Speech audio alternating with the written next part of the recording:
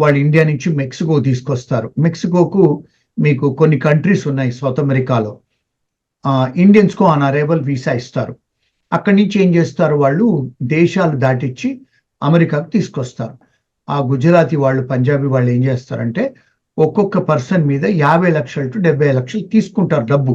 ఒక్కొక్క అంటే కోటి, పేటి అంటే లక్షలు, అంటే అట్లా ఆ లాంగ్వేజ్ లో మాట్లాడుకొని అక్కడ డబ్బులు తీసుకుంటారు. అది ఒక పెద్ద ర్యాకెట్. అది ఆ ర్యాకెట్ అంటే ఇప్పుడు ఎట్లయితే అండర్ వరల్డ్ వాళ్ళు ఉంటారో మన దేశంలో, అట్లాగే ఇప్పుడు కొలంబియాలో ఎట్లయితే అండర్ వరల్డ్ డ్రగ్ కార్టల్స్ ఉంటారో, ఇది ఒక అండర్ వరల్డ్ బిజినెస్ అండి ప్రపంచంలో. 190 దేశాల నుంచి ఇలాంటివి జరుగుతూనే ఉంటాయి. సౌత్ అమెరికా నుంచి లక్షల మంది వస్తూనే ఉంటారు. ఎప్పుడు కూడా బార్డర్స్ క్రాస్ చేస్తూనే ఉంటారు.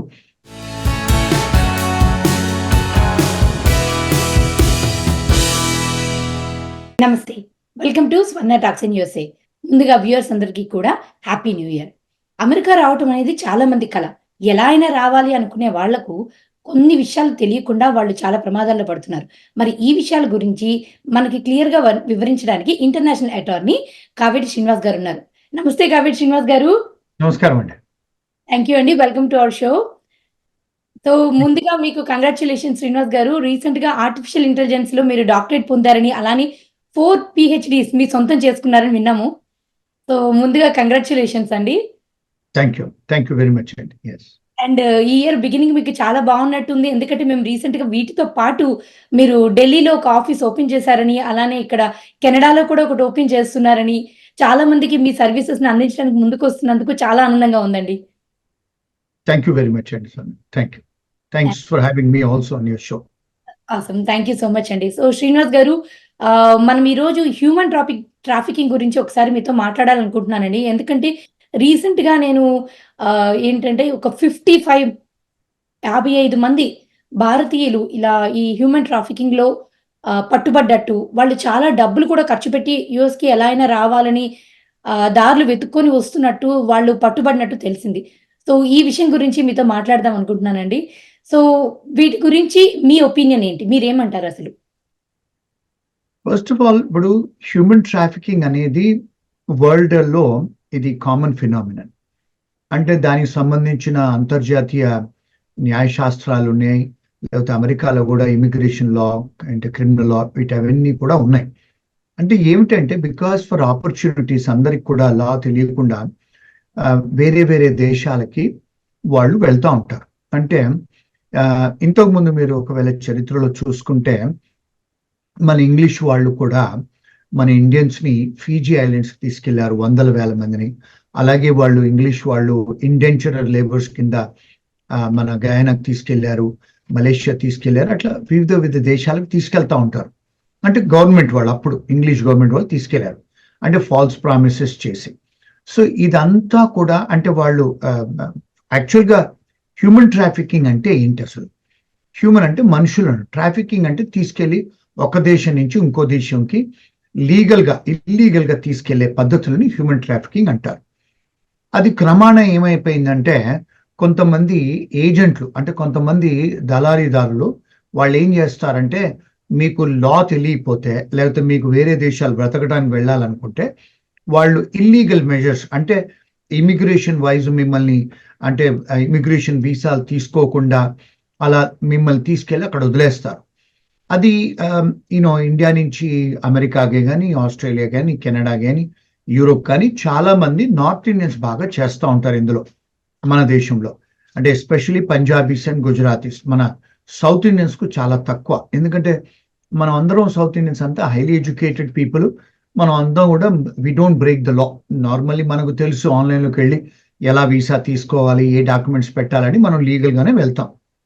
సో ఎప్పుడైతే ఈ దళారీ వాళ్ళు ఉంటారో, వాళ్ళు ఏం చేస్తారు, ఈ పాపం ఈ అన్ఎడ్యుకేటెడ్ పీపుల్, ఈ ఫార్మర్స్ వాళ్ళు ఉంటారు కదా, వాళ్ళని నార్మల్ గా తీసుకెళ్లి వదిలేస్తా ఉంటారు వాళ్ళు.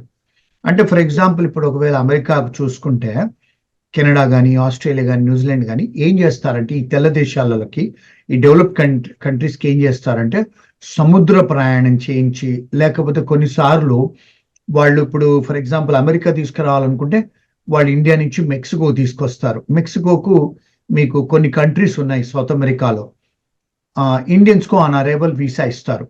అక్కడి నుంచి ఏం చేస్తారు, వాళ్ళు దేశాలు దాటిచ్చి అమెరికాకు తీసుకొస్తారు. తీసుకొచ్చి ఇక్కడ వదిలేసి లోపలికి వచ్చిన తర్వాత ఆ గుజరాతీ వాళ్ళు, పంజాబీ వాళ్ళు ఏం చేస్తారంటే ఒక్కొక్క పర్సన్ మీద 50 లక్షలు టు 70 లక్షలు తీసుకుంటారు డబ్బు. ఇక్కడ తీసుకొచ్చి వదిలేస్తారు. ఇక్కడికి వచ్చిన తర్వాత వాళ్ళకి అగ్రిమెంట్ ఏంటంటే అక్కడ మనీ లాండరింగ్ తోని డబ్బులు అక్కడ వసూలు చేసుకుంటారు ఆ agent. This is called money laundering అండి. ఇది చాలా రోజుల నుంచి, చాలా సంవత్సరాల నుంచి జరుగుతుంది. అంటే ఇప్పుడు టెక్నాలజీ వచ్చి, మీడియా వచ్చి, వాట్సాప్లు వచ్చి, మన సెల్ ఫోన్లు వచ్చాయి కనుక మనకు అవేర్నెస్ ఎక్కువ పెరిగింది. లేకపోతే ఇంతకుముందు నుంచి కూడా ఉంది ఇది హ్యూమన్ ట్రాఫికింగ్. శ్రీనివాస్ గారు, ఇలా వచ్చిన వాళ్ళు అంత మనీ వాళ్ళకి తిరిగి ఇచ్చే పరిస్థితులు ఉండగలుగుతారా? అంటే ఇప్పుడు మీరు ఇందాక చిన్న అంటే రైతు కుటుంబం గాని, అంటే బాగా చదువుకుని వాళ్ళని అలా, అంటే ఎక్కువ నాలెడ్జ్ లేని వాళ్ళు ఇలా ఒక రాంగ్ రూట్ అనుకోండి, ఇలా వాళ్ళ ద్వారా వచ్చి ఇక్కడికి వస్తున్నారు. మరి ఇక్కడికి వచ్చిన వాళ్ళు అంత డబ్బు, అంటే మీరు ఇప్పుడు 50 లక్షలు 60 లక్షలు అలా అంటుంటే అంత మనీ వాళ్ళకి ఎలా పంపిస్తారండి? అంటే ఇక్కడ అసలు ఫస్ట్ ఎలా సంపాదిస్తారు? ఫస్ట్ ఆఫ్ ఆల్ వాళ్ళు ఇక్కడికి వచ్చినప్పుడు వాళ్ళ దగ్గర ఏం డబ్బు ఉండదండి. వాళ్ళు ఇల్లులు గిట్ట తాకట్టు కట్టుకొని పెట్టేసి, లేకపోతే స్థలాలు అమ్మేసి, బంగారాలు అమ్మేసి అక్కడ డబ్బు పెడతారు. ఇక్కడికి లోపల వచ్చిన తర్వాత ఇక్కడ ఎవరైతే ఏజెంట్స్, ఇక్కడ ఏజెంట్స్ ఉంటారు, మళ్ళా ఆ ఏజెంట్స్ అక్కడ ఉన్న ఇండియాలో ఉన్న ఏజెంట్స్ కన్ఫర్మేషన్ ఇస్తారు. ఇక్కడ చేరిపోయారు అంటే ఈ అక్కడ ఉన్న ఏజెంట్స్, ఫర్ ఎగ్జాంపుల్ గుజరాత్ లో, పంజాబ్ లో, వాళ్ళ ఇంటి ముందుకు వచ్చి కూర్చొని డబ్బులు వసూలు చేసుకొని వెళ్తారు. అంటే ఇప్పుడు దీన్ని అంటే వాళ్ళంతా లాంగ్వేజ్ ఏంటంటే పేటీ అంటారు. అంటే పేటీ అంటే ఎన్ని కోట్లు, కోకా అంటే లక్షలు, కోకా అంటే కోటి, పేటీ అంటే లక్షలు. అంటే అట్లా ఆ లాంగ్వేజ్ లో మాట్లాడుకొని అక్కడ డబ్బులు తీసుకుంటారు. అయితే వీళ్ళు ఇక్కడ ఎందుకు వస్తారంటే, ఇప్పుడు నార్మల్ గా చాలా సార్లు వచ్చేవాళ్ళు గుజరాతీ వాళ్ళు, పంజాబీ వాళ్ళే అమెరికాకు వస్తారు. ఈ గుజరాతీ వాళ్ళు, పంజాబీ వాళ్ళకి ఏమిటంటే ఎడ్యుకేషన్ లేదు వీళ్ళకు. అంత రైతు కుటుంబాల నుంచి వచ్చిన వాళ్ళు ఇక్కడికి వచ్చి ఏం చేస్తారు అంటే కుటుంబ సమేతంగా ఇక్కడికి వచ్చి భార్య బిడ్డలు వచ్చేసి ఇక్కడ వాళ్ళు 7 రోజులు పనిచేస్తారు. అయితే ఇక్కడికి తీసుకురావడానికి కూడా ఏజెంట్స్ ఇక్కడ ఉన్న వాళ్ళే తీసుకొస్తారు వాళ్ళని. కొన్నిసార్లు ఏం చేస్తారు, ఇప్పుడు ఇక్కడ మోటల్ ఓనర్స్ ఉంటారు, ఇక్కడ కొన్ని గుజరాతీ వాళ్ళు షాప్ ఓనర్స్ ఉంటారు, వాళ్ళకి 5, 10, 20, 30 షాపులు ఉంటాయి. ఆ షాపులలో పని చేయడానికి వీళ్ళు కొన్నిసార్లు ఇన్వెస్ట్ చేస్తారు. ఇక్కడి వాళ్ళే ఇన్వెస్ట్ చేసి తీసుకొస్తారు. తీసుకొస్తే ఇంక మరి భార్య పిల్లలు వాళ్ళంతా 7 రోజులు పొద్దునుంచి రాత్రి దాకా 14 గంటలు పని చేస్తారు వాళ్ళు. అంటే ఈ అప్పు తీరే వరకు పని చేస్తారు. చేసిన తర్వాత ఆ ఓనర్కి అంటే వాళ్ళకు ఒక నమ్మకం ఏర్పడుద్ది కదా. అప్పుడు వాళ్ళు ఏం చేస్తారు, ఆ ఓనర్స్, షాప్ ఓనర్స్ అయినా కూడా, లేకపోతే ఆ మోటల్ ఓనర్స్ అయినా కూడా ఏం చేస్తారంటే, ఇప్పుడు నువ్వు నడిపించుకో, ఈ షాప్ నువ్వు నడిపించుకో, నాకు కొంత నెలకింత ఇవ్వు అని వాళ్ళకి షాప్ అప్పచెప్తారు. So this is the model which Gujaratis and Punjabis they run in this country అండి. అది ఒక పెద్ద ర్యాకెట్. అది ఆ ర్యాకెట్ అంటే ఇప్పుడు ఎట్లయితే అండర్ వరల్డ్ వాళ్ళు ఉంటారో మన దేశంలో, అట్లాగే ఇప్పుడు కొలంబియాలో ఎట్లయితే అండర్ వరల్డ్ డ్రగ్ కార్టల్స్ ఉంటారో, ఇది ఒక అండర్ వరల్డ్ బిజినెస్ అండి ప్రపంచంలో. అంటే మేము ఒక 20-30 ఏళ్ళ నుంచి మేము ఇలాంటి కేసులు చూస్తూనే ఉన్నాము. మా లా ఫర్మ్కి ఇలాంటి క్లయింట్స్ వస్తూనే ఉన్నారు. అంటే ఏజెంట్లు వస్తారు మమ్మల్ని అడగటానికి, మీకు ఎవరైనా క్లయింట్స్ ఉంటే ఇవ్వమని. రెండోది కొంతమంది వస్తారు కదా, వాళ్ళు విక్టిమ్స్ లాగా ఇక్కడికి వస్తారు, వచ్చి అంతంత డబ్బు కడతారు. మరి ఇక్కడికి వచ్చిన తర్వాత వాళ్ళకు సోషల్ సెక్యూరిటీ నంబరు, డ్రైవింగ్ లైసెన్స్లు, వాళ్ళకి ఏం కాగితాలు ఉండవు. ఇక్కడ H1లు, గ్రీన్ కార్డులు, స్టూడెంట్ వీసాలు, వర్క్ ఆథరైజేషన్స్ ఏముండవు. ఇక్కడికి వచ్చిన తర్వాత వాళ్ళు మమ్మల్ని అడుగుతారు, మేము ఎలా ఫైల్ చేసుకోవాలి సార్ అని. అందుకని మా దగ్గరికి వస్తూ ఉంటారు.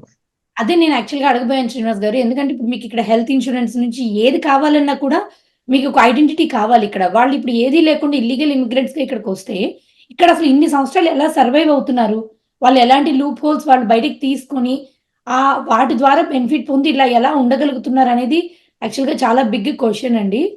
ఆహ్, మరి వాళ్ళు ఉన్నంత వరకు మీరు చెప్పినట్టుగా అవన్నీ మేనేజ్ చేసుకొని ఉంటారు. వాళ్ళు గనక పట్టుపడితే వాళ్ళ సిట్యుయేషన్ ఏంటండి? ఇప్పుడు మీరు అడిగిన ప్రశ్నలో 3 డైసెక్ట్ చేసి మీకు ఆన్సర్ ఇస్తాను. ఫస్ట్ థింగ్, వాళ్ళు ఇక్కడికి వచ్చిన తర్వాత వాళ్ళకి ఇక్కడ ఏమన్నా కావాలంటే మోస్ట్ ఆఫ్ ద టైమ్స్ ఏం చేస్తున్నారంటే పొలిటికల్ అసైలం అప్లికేషన్స్ పెడుతున్నారు చాలా మంది. పొలిటికల్ అసైలం అప్లికేషన్స్కి ఏంటంటే గవర్నమెంట్ ఫీజు కూడా లేదు. ఆ అప్లికేషన్ పడేస్తే మీకు 6 monthsలో వర్క్ ఆథరైజేషన్ అంటే ఎంప్లాయ్మెంట్ ఆథరైజేషన్ వస్తుంది. రూపాయి ఖర్చు పెట్టాల్సిన అవసరం లేదు. దాని తర్వాత మీకు సోషల్ సెక్యూరిటీ నెంబర్ వస్తుంది, దాని తర్వాత డ్రైవింగ్ లైసెన్స్ వస్తుంది, దాని తర్వాత మెడికల్ ఇన్సూరెన్స్ కూడా వస్తుంది. ఒకవేళ పిల్లలు ఇక్కడ అమెరికన్ కాన్స్టిట్యూషన్ ఏముంటుందంటే పిల్లలు 12th వరకు ఫ్రీగా ఎడ్యుకేషన్ తీసుకోవచ్చు చిన్నపిల్లలకి. వాళ్ళకి ఇమిగ్రేషన్ స్టేటస్ అవసరం లేదు. రెండోది, మీరేమైనా సిక్ అయితే హాస్పిటల్కి వెళ్ళి ఎమర్జెన్సీలో కూర్చుంటే అది అమెరికన్ రాజ్యాంగం, ఎవరు వెళ్ళినా కూడా వాళ్ళకి వైద్యం చెయ్యాలి.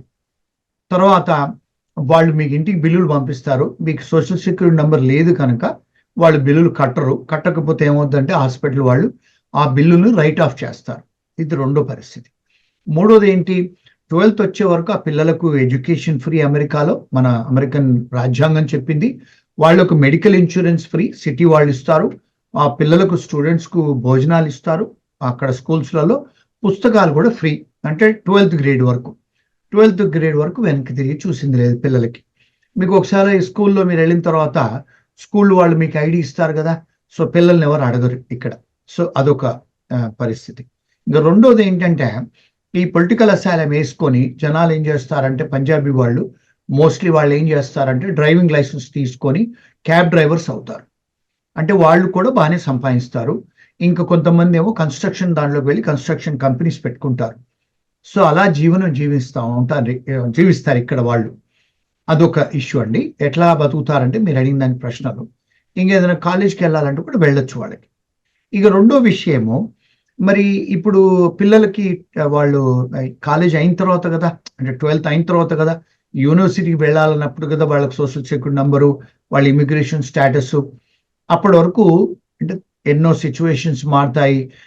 ఇమిగ్రేషన్ వాళ్ళు ఎన్నో పాలసీస్ తీసుకొని వస్తారు. అందులో ఇప్పుడు ఇంతకుముందు మన దగ్గర కూడా పాలసీ తీసుకొచ్చారు కదా, డ్రీమర్స్ యాక్ట్ అని. అందుకని వాళ్ళు అప్పుడు తీసుకున్నారు. ఆ డ్రీమర్స్ యాక్ట్ అని వాళ్ళు సోషల్ సెక్యూరిటీ నెంబర్ తీసుకొని వర్క్ ఆథరైజేషన్ తీసుకున్నారు. సో అలాగా అమెరికాలో టైం టు టైం కొన్ని పాలసీస్ వస్తాయి, ఆ అడ్వాంటేజెస్ తీసుకుంటారు వాళ్ళు. అంటే మాకెందుకు వస్తారంటే ఇలాంటివి మేము చేసుకోవచ్చా, చేస్తారా మీరు అని మా దగ్గర ఎంక్వైరీస్ కోసం వస్తారు వాళ్ళు. అదండి పరిస్థితి. మీరు ఏదైనా ఇలాంటిది ఒక కేసు ఏదైనా మాకు, అంటే అఫ్ కోర్స్ నేమ్స్ రివీల్ చేయలేమండి, బట్ ఏదైనా ఒక కేసు ఇక్కడ జరిగిన విషయం, ఇప్పుడు మనం మాట్లాడుకున్న హ్యూమన్ ట్రాఫికింగ్ మీద ఏదైనా ఒకటి మాకు వ్యూవర్స్ కి చెప్తారా, జరిగింది ఎలా ఉంది ఇక్కడ అనేది? ఇప్పుడు నంబర్ మీరు, నా హెయిర్ డ్రెస్సర్, నా బార్బర్ అంటే నా మంగళతను, ఆయనే నాకు గత 10-15 నుంచి ఆయనే కటింగ్ చేస్తాడు. ఆయన నన్ను ఎన్నోసార్లు గతంలో అడిగాడు, గుజరాతీ అతను, ఇలా తీసుకొస్తారంటే నేను చెప్పాను అలాంటి ఇల్లీగల్ పనులు చేయలేము మేము, ఎందుకంటే అది ఫెలని, చాలా సీరియస్ అఫెన్సెస్ అవి అని. ఆయన ఈసారి నేను హెయిర్ కటింగ్ పోయినప్పుడు నవ్వుతూ సంతోషంగా ఉన్నాడు. నేను హ్యాపీ న్యూ ఇయర్ అని చెప్తే, ఏంటి చాలా సంతోషంగా ఉన్నామంటే, నా కొడుకు, నా కోడలు, నా చిన్న మనవరాలు వచ్చారు అమెరికాకు అని. ఎక్కడి నుంచి వచ్చారంటే బాంబే నుంచి వచ్చారు. ఎలా వచ్చారు మరి వాళ్ళు, ఎప్పటి నుంచో అడుగుతున్నావు కదా అని అంటే, సార్ నేను వాళ్ళని మెక్సికో నుంచి ద్వారా తీసుకొచ్చాను, న్యూ ఇయర్కు నా కోరిక ఫలించింది, దేవుడు నాది విన్నాడు మొర. ఇప్పుడు వాళ్ళందరినీ తీసుకొచ్చి 1,40,00,000 పెట్టి తీసుకొచ్చాను. వాళ్ళు ఇక్కడికి వచ్చిన తర్వాత అక్కడ ఏజెంట్కు, బాంబే ఏజెంట్కు 1,40,00,000 ఇచ్చాను. ఇప్పుడు నేను వాళ్ళని తీసుకొని మీ దగ్గరకు వస్తాను, వాళ్ళకి ఏదన్నా మీరు చేయండి అని నన్ను హెయిర్ కటింగ్ చేయించుకుంటుంటే ఆ విషయం చెప్పాడు ఆయన. వాళ్ళ కొడుకును కూడా పరిచయం చేశాడు. ఇది రియల్ కేస్ అండి.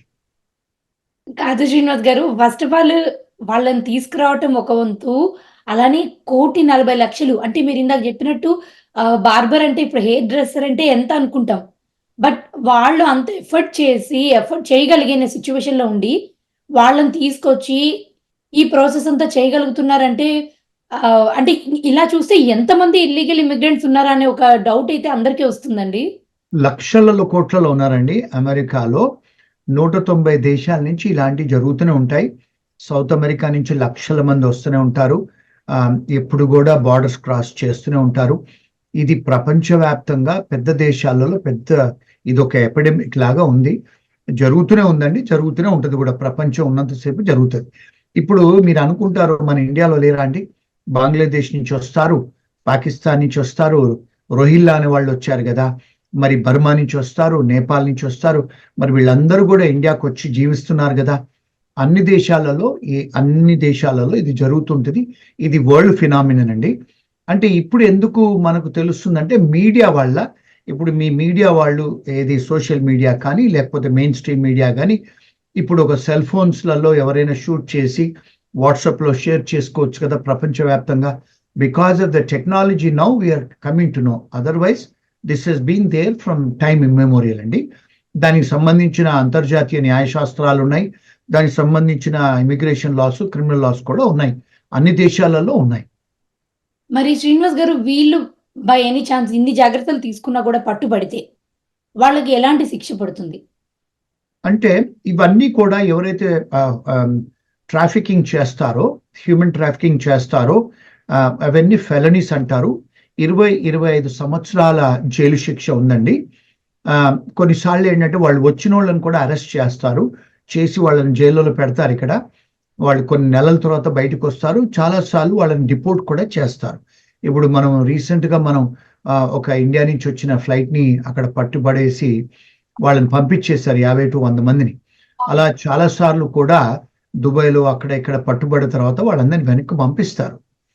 చాలాసార్లు వెనక్కు పంపిస్తారు, కొన్నిసార్లు పట్టుబడరు, కొన్నిసార్లు 3-4 దేశాలు ట్రావెల్ చేసి వస్తారు వాళ్ళు. అంటే కొంతమంది ఏజెంట్లు స్మార్ట్గా వాళ్ళు సౌత్ అమెరికా తీసుకొస్తారు, కొన్ని 2-3 దేశాలు నడిపిస్తారు. కొంతమంది నాకు చెప్తారు, వాళ్ళు మేము 2 నెలలు నడిచామండి, 3 నెలలు నడిచాము, నదులు దాటొచ్చాము, సముద్రాలు దాటొచ్చాము, షిప్పులలో, స్టీమర్లలో అని. అంటే వీళ్ళు క్లయింట్స్ మాకు చెప్తా ఉంటారు వాళ్ళ ఎక్స్పీరియన్సెస్. మరి వస్తూనే ఉన్నారు, అవుతూనే ఉందండి, అది జరుగుతూనే ఉంటుంది. వీళ్ళు పట్టుకునేటప్పుడు పట్టుకుంటారు, పట్టుకుంటేనేమో దొంగ, పట్టుకోకపోతే దొరవాళ్ళు. సో మరి ఇప్పుడు ఇలా ఇంకా అత్యాస మీద ఎలా అయినా యూఎస్‌కి రావాలని, ఏదో ఒక దారిలో రావాలనుకునే వాళ్ళకి మీరు మీ ఎక్స్‌పీరియన్స్ ద్వారా మీరు ఇక్కడ చూసిన సిట్యుయేషన్స్ బట్టి మీరు ఏదైనా ఒక సజెషన్ అనేది, ఒక ఇన్ఫర్మేషన్ వాళ్ళకి చెప్దాం అనుకుంటున్నారా ఏదైనా? ఇప్పుడు నేను ఎప్పుడు కూడా ఎవరికైనా కూడా లీగల్గా రండి ఇమిగ్రేషన్లో. ఎందుకంటే ఇప్పుడు అందరి చేతిలో సెల్ ఫోన్ ఉంది. ఆ సెల్ ఫోన్లో మీరు రీసెర్చ్ చేసుకుంటే విజిటర్ వీసాకు రావాల్సింది ఎలా అంటే మీకు యూట్యూబ్ వీడియోలు ఉంటాయి, అన్ని మీడియాలలో రీసోర్సెస్ ఉన్నాయి, ఇన్ఫర్మేషన్స్ ఉన్నాయి, వెబ్సైట్స్లలో ఇన్ఫర్మేషన్స్ ఉన్నాయి. మీరు స్టూడెంట్ వీసా రావాలంటే ఎలా, ఎంప్లాయ్మెంట్ కోసం రావాలంటే ఎలా, బిజినెస్ చేసుకోవాలంటే ఎలాగా, మీరు ఎక్స్ట్రాడినరీ ఎబిలిటీ ఆర్టిస్ట్ అయినా, లేకపోతే స్పిరిచువల్ వర్కర్ అయినా, లేకపోతే స్పోర్ట్స్ మెన్ అయినా, డాక్టరేట్ చేసిన వాళ్ళైనా, పోస్ట్ డాక్టరేట్ వాళ్ళైనా, మీ మీడియా వాళ్ళైనా, ఎవరు రావాలనుకున్నా కొద్ది గొప్ప చదువుకున్న వాళ్ళు ఆన్లైన్లో చూసుకొని ఇన్ఫర్మేషన్ తీసుకొని రావచ్చు, ఒకటి. రెండోది, కొన్ని దేశాలలో ఈవెన్ అగ్రికల్చర్ వర్కర్స్ కూడా వీసాలు దొరుకుతున్నాయి. ఇప్పుడు ఫర్ ఎగ్జాంపుల్ ఇజ్రాయెల్లో మొన్న 10,000 మంది అగ్రికల్చర్ వర్కర్స్ వెళ్ళారండి ఈ యుద్ధం అవుతుంటే. ఇప్పుడు కన్స్ట్రక్షన్ వర్కర్స్ కూడా చాలా దేశాలకి తీసుకెళ్తున్నారు. ఇప్పుడు బెలీజ్ అనే దేశము, యూరోప్లో వెళ్తున్నారు, లీగల్గా వెళ్తున్నారు, 1-2 లక్షలు ఖర్చు పెట్టుకుంటే. సో అలాంటప్పుడు మనం లీగల్గా వెళ్ళే ఆస్కారాలు ఉన్నప్పుడు కొంత రీసెర్చ్ చేసుకొని, ఇప్పుడు ఇంత ముందులాగా నాకు ఇంగ్లీష్ అర్థం కాదనేది కూడా లేదండి. గూగుల్లో మనం ట్రాన్స్లేటర్ గూగుల్ యాప్ డౌన్లోడ్ చేసుకుంటే మీ సొంత లాంగ్వేజ్లో మీరు చదువుకోవచ్చు, ఈవెన్ సౌండ్ కూడా వినొచ్చు. మనం గూగుల్ అది వచ్చేసింది ఆర్టిఫిషియల్ ఇంటెలిజెన్స్లో. సో బేసిక్ ఇన్ఫర్మేషన్ తీసుకొని రావచ్చు కదండి. సో అందరూ లీగల్గా మైగ్రేట్ అవుతే మీకు కొన్ని అర్హతలు, హక్కులు ఉంటాయి, భయంతో బ్రతకరు. ఇక్కడ ఏంటంటే భయంతో జనాలు ఇలాంటి వాళ్ళు ఇక్కడ చేరే వరకు ఫస్ట్ డబ్బు ఖర్చు, రెండోది వీళ్ళు వచ్చిన తర్వాత భయంగా ఏ పోలీసు వాడు పట్టుకుంటాడో ఏమో అన్నది రెండో భయం, మూడోది పోలీసు వాళ్ళు పట్టుకుంటే మిమ్మల్ని జైల్లో పెట్టేస్తారు, భార్యను, భర్తను, పిల్లలందరినీ జైల్లో పెడతారు. ఇవన్నీ అవసరాలా? మళ్ళీ దాని తర్వాత లాయర్ డబ్బులు ఖర్చు పెట్టాలి, మళ్ళీ దాని తర్వాత మీకు గ్రీన్ కార్డ్ వస్తావా లేదో కూడా తెలియదు, 10-20 సంవత్సరాలు అలాగే ఈ దేశాలలో ఉండిపోతారు. ఇవన్నీ అవసరమా అండి? అంటే బేసిక్గా మనం కొంత రీసెర్చ్ చేసుకొని ఆన్లైన్లో మన సెల్ ఫోన్లోనే చూసుకొని ఆ రిక్వైర్మెంట్స్ చూసుకొని మనం వీసా చేసుకొని వస్తే బెటర్ అని నా అభిప్రాయం. Thank you so much Srinivas గారు. అంటే మీరు ఎప్పుడూ కూడా చాలా యూస్‌ఫుల్ అండ్ హెల్ప్‌ఫుల్ ఇన్ఫర్మేషన్ మాతో షేర్ చేసుకుంటూ ఉంటారు. అండ్ అలానే చాలా గైడెన్స్ కూడా ఇస్తూ ఉంటారు. So once again thank you so much for your valuable time అండి. సో వ్యూయర్స్, లైక్ శ్రీనివాస్ గారు చెప్పినట్టుగా మీకు ఎటువంటి ఇంకేమైనా టాపిక్స్ ఉన్నా కూడా, ఏవైనా క్వెషన్స్ ఉన్నా కూడా స్వర్ణ టాక్స్ ఇన్ యూఎస్ఏలో కమెంట్ రూపంలో మాకు పెట్టండి. శ్రీనివాస్ గారితో మాట్లాడి మళ్ళీ మేము షోస్ ద్వారా మీ అందరికీ వాటికి తగిన సొల్యూషన్స్‌ని మీకు ఇస్తాము. సో చూస్తూ ఉన్నందుకు అందరికీ కూడా once again happy new year. And అలానే thank you so much Srinivas గారు. మళ్ళీ నెక్స్ట్ షోలో కలుద్దాము. అంతవరకు నమస్తే.